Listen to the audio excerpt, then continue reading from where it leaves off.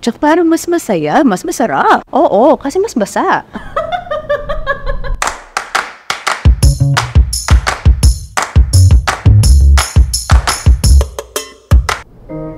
Dito sa cafe na ito, hindi lang kape ang pwedeng mabili. Pwede rin magbasa at bumili ng mga romance novels na sinulat ng mga Pilipinong manunulat. Alam niyo ba na ayon sa isang survey, ang Pilipinas ay isa sa mga bansa kung saan ang mga tao ay pinakamadalas bumili ng libro? Ang kadalasan na bumibili ay ang mga babae. At ang binibili nila? Mga romance novels. Bakit kaya? Ano bang nilalaman na romansa nitong mga librong ito? At ano nangyayari sa ating mga katawan pag nagbabasa tayo ng romance novels? Ito ang alamin natin dito sa episode ng Sex and the Body.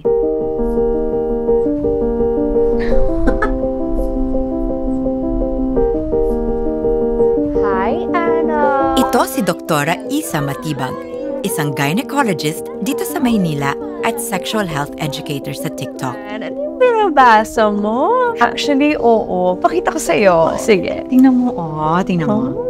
His lips, which were on her neck, sent vibrations into her skin as he chuckled low.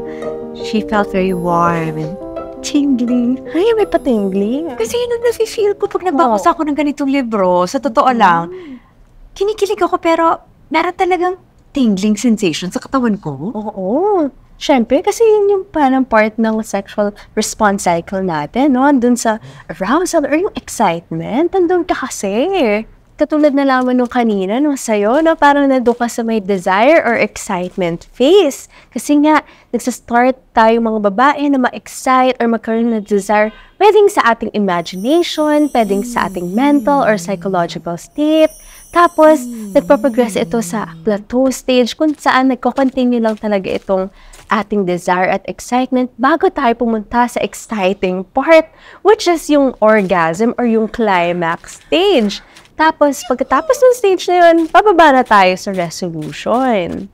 Dun kasi sa desire or sa excitement phase, no, nagkakaroon tayo ng mga natural na physiologic response sa ganung mga klaseng stimuli. Tapos, nagiging parang mainit yung pakiramdam. Nagkakaroon ng mas maraming blood flow dun sa mga cheeks natin, kaya namumula.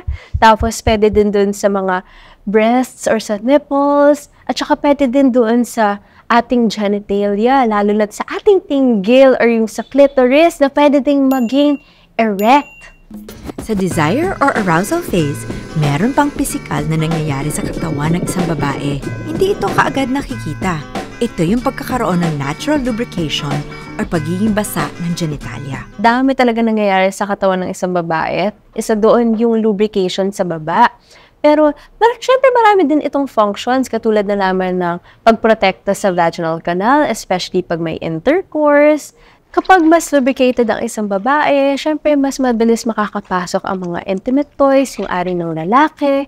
Mas less din yung chafing or yung pagkiss-kiss. At nakakadulot din kasi ito ng mga micro-tears doon that could be portals of entry for mga infections. Less painful din yung sex sa mga babae dahil sa lubrication.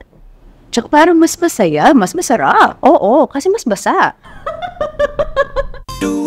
Pagdating sa usapan ng orgasm, syempre kailangan natin isama sa usapan na to ang tinggil o yung clitoris ng isang babae. Pero teka, ano ba ang nangyayari sa clitoral orgasm?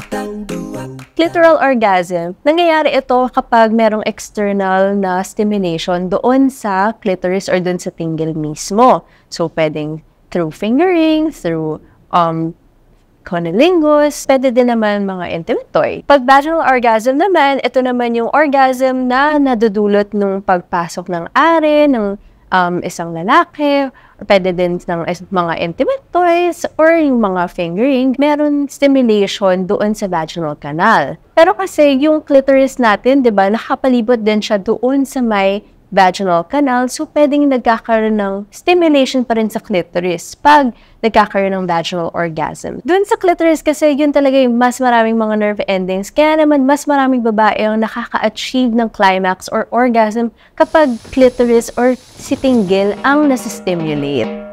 Marami akong mga friends, friends daw, na hindi alam kung nag-orgasm na sila or kung yun na ba yun, yung orgasm, yun na ba yun? Ano ba yung signs na nag-orgasm ako? So, sa mga babae, yun nga, parang nagkakaroon ng release of the sexual tension, tapos bumibilis ang heart rate, nagkakaroon din ng maraming involuntary muscle contractions doon sa vagina natin. So, pwedeng naninikip, tapos lumuluwag, tapos yun, para talagang involuntary yung mga contractions doon. And pleasurable din talaga yung pakiramdam. Yung muscle contractions sa sinasabi ni Doc, yun din daw yung senyales kung totoo ang orgasm. Yung mga contractions na yon ay pumapatak daw ng 8 hanggang 13 na contractions kada segundo. Ganito yun kabilis. Pero teka, meron bang iisang paraan para mag-orgasm? Lagi bang tulad ng napapanood natin sa pelikula? Sumisigaw, pumipikit at tumitirik yung mga mata? Syempre, hindi naman kailangan ganun lagi, no? So, may mga ibang babae na syempre, ganun yung pag-express nila nung pleasure. May mga iba naman na medyo mas tahimik, hindi kailangan sumigaw o tumitirik yung mga mata. Kailangan lang i-enjoy mo yung moment na yon. Siguro nga pag nasasabi mo yun, baka dapat hindi mag-focus doon sa kung ano dapat. Yung focus lang ako sa nafe-feel ko sa katawan. Minsan nakaka-pressure. Hindi din naman kailangan lagi nag-orgasm din. Pero syempre, mas masaya pag nag-a-achieve mo yung climax na yon. You always have to take it as a chance na na-explore mo din yung katawan mo. Lalo na kung mag-isa ka lang, kasi nga pwede ka naman mag-achieve ng orgasm kahit mag-isa ka lang. And kung meron kang partner, na-explore nyo pareho yung katawan nyo na isa't isa. Ang female orgasm na madalas hindi napapag-usapan ay bidang-bida dito sa episode na to.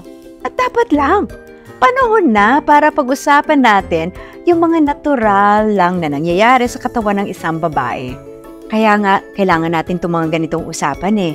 Kasi, ang pagkakakilala sa ating katawan ay ang pagkakakilala sa ating sarili.